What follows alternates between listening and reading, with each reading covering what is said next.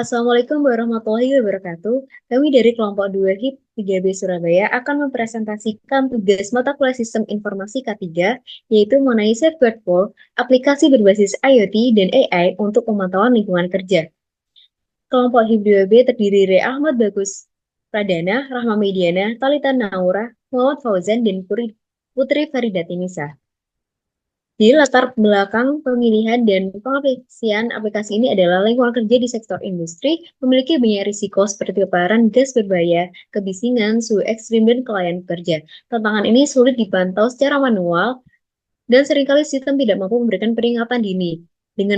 Dengan adanya perkembangan teknologi, penerapan IoT, dan kecerdasan buatan atau AI menawarkan solusi yang lebih efektif untuk memantau keselamatan kerja.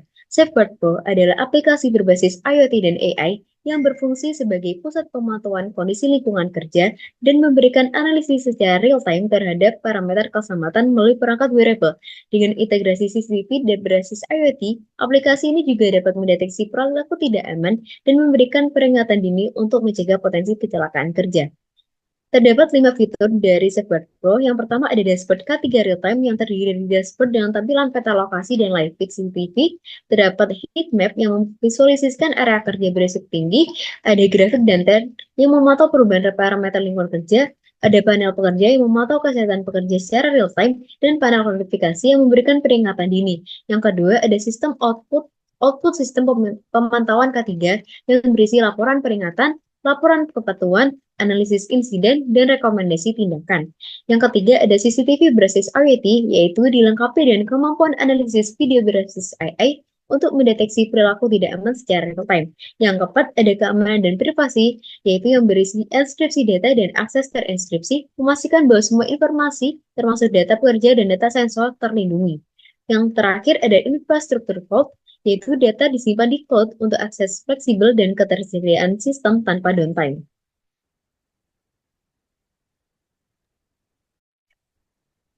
Selanjutnya, pada kelayakan teknis itu terbagi menjadi tiga komponen utama, yaitu perangkat keras yang meliputi PC dengan spek sebagai berikut. Kemudian yang kedua, perangkat lunak meliputi aplikasi-aplikasi seperti Microsoft Word, Vision Pro, Chrome, dan sebagainya.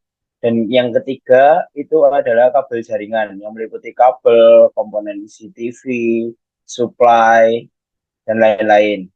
Kemudian di sisi kanan ada kelayakan ekonomi, bisa terlihat eh, berapa anggaran yang diperlukan untuk mengaplikasikan sistem ini.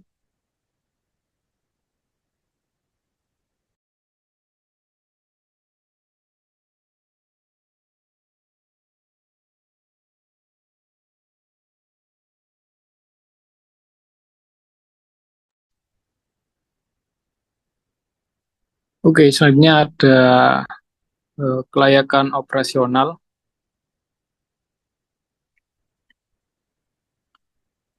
Kelayakan operasional sendiri merupakan penerapan sistem informasi berbasis IoT dan AI dalam lingkungan organisasi atau perusahaan. Dalam penerapan safeguard ini juga melakukan pemantauan sebagai pemantauan jarak jauh dengan penguatan biaya jangka panjang, mengurangi kebutuhan tenaga manusia untuk pengawasan. Selain itu, eh, ini juga dilengkapi dengan AI untuk membantu dalam analisis data untuk optimasi proses, mempercepat respon terhadap kecelakaan, serta memastikan kepatuhan terhadap regulasi keselamatan. Selanjutnya ada kelayakan hukum dan etika. Ini merupakan sebagai regulasi sebelum kita melakukan pengimplementasian aplikasi, kita juga harus memperhatikan terkait regulasi yang berkorelasi. Yang pertama ada Undang-Undang Nomor 1 Tahun 1970 tentang Keselamatan Kerja. Ini tentang eh, undang-undang yang menentukan sebagai kewajiban perusahaan untuk menjamin keselamatan dan kenyamanan lingkungan kerja bagi semua pekerja. Regulasi selanjutnya ada Permenaker Nomor 5 Tahun 2018 tentang K3 Lingkungan Kerja. Standar ini Peraturan ini menerapkan standar K3 terkait pemantauan faktor fisik dan kimia di lingkungan kerja untuk mencegah kecelakaan kerja dan PHK. Oke, next.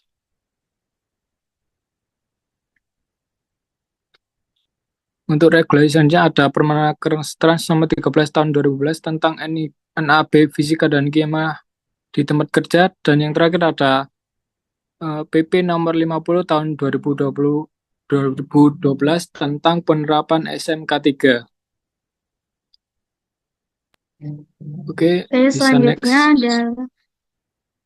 selanjutnya adalah kelihatan jadwal. Untuk pengimplementasian aplikasi ini sendiri membutuhkan total waktu sekitar 9 bulan dari awal perancangan pengerjaan awal yang dilakukan pada bulan pertama, selanjutnya pembelian dan persiapan infrastruktur yang dilakukan pada bulan kedua dan tiga, serta pengembangan dan kostumisasi aplikasi yang dilakukan pada bulan 4 sampai 5, pengujian sistem dan uji coba yang dilakukan pada bulan 5 juga dan 6. Selanjutnya, pelatihan penggunaan dan pengoperasian awal yang dilakukan pada bulan 7, serta yang terakhir adalah implementasi penuh dan pemantauan berkelanjutan yang dilakukan pada bulan 8 dan 9. Namun untuk pemantauan berkelanjutan sendiri ini nantinya akan dilakukan 3 bulan sekali. Next.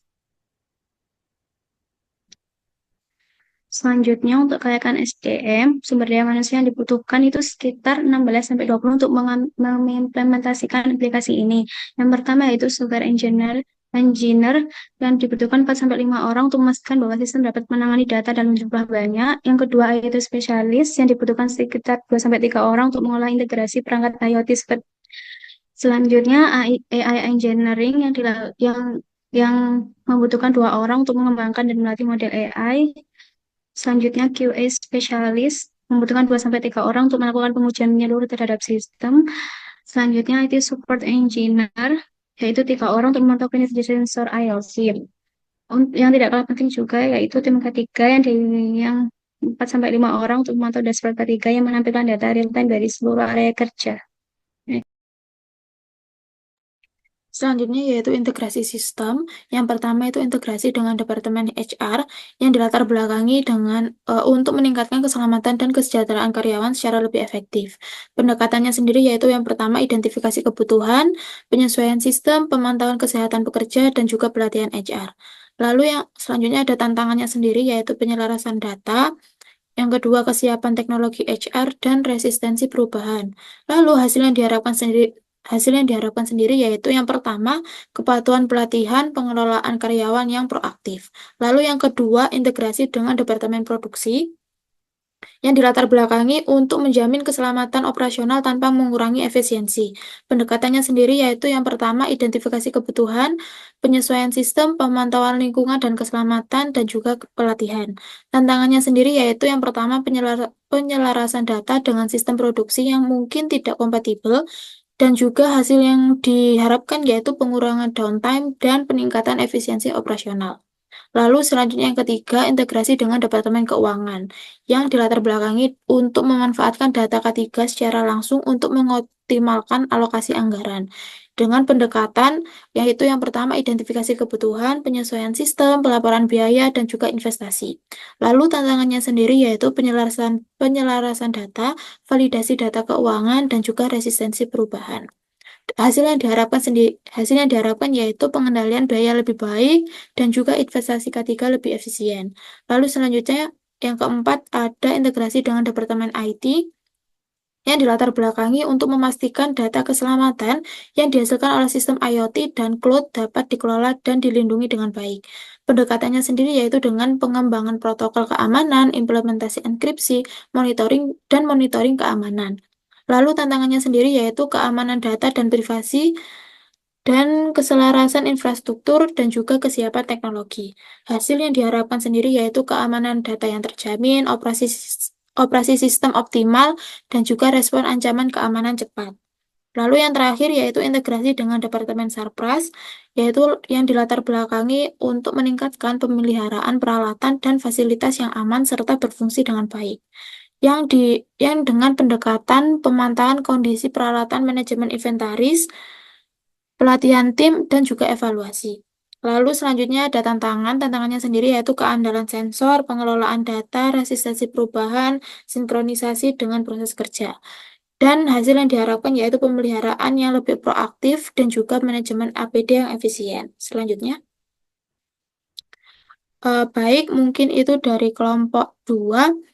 Kurang lebihnya kami mohon maaf. Assalamualaikum warahmatullahi wabarakatuh.